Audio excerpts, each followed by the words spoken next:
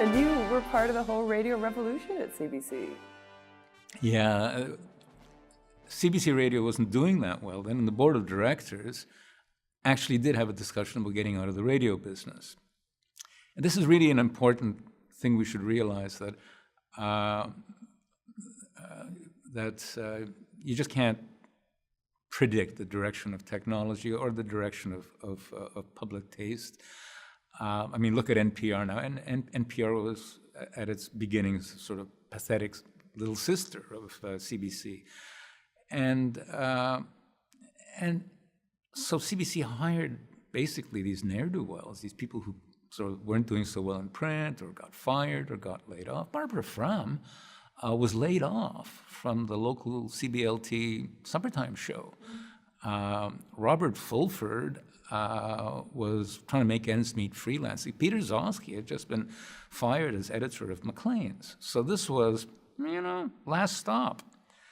And what happens when an institution thinks it's dying, that's when they pull out the stops. And so they let the lunatics loose in the asylum, and it was a big lesson for me about how change happens, and the most exciting time in my life, all of our lives. So shows that you were involved with, like As It Happens and Sunday Morning, and these are pivotal, long-lasting, influential shows. Yeah, and to tell you the truth, we weren't so sure what we were doing. We were doing it by the seat of our pants, and it was so exciting. And I guess it just connected with the audience. I guess the audience could feel the excitement. We beat, As It Happens, the first half hour, beat Chum, which was then the pop station, in the teen market between 6:30 and 8.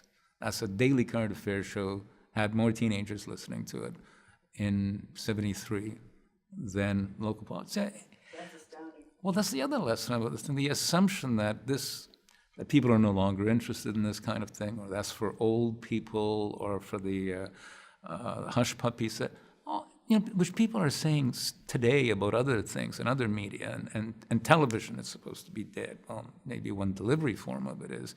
This is not true. This stuff is not true. Intelligence, discourse, documentary. Do you remember when documentary was dead? Documentary is something you went to support the anti-apartheid movement in a screening in the basement of the United Church, and a meeting organized by the Voice of Women. Documentary was not cutting edge.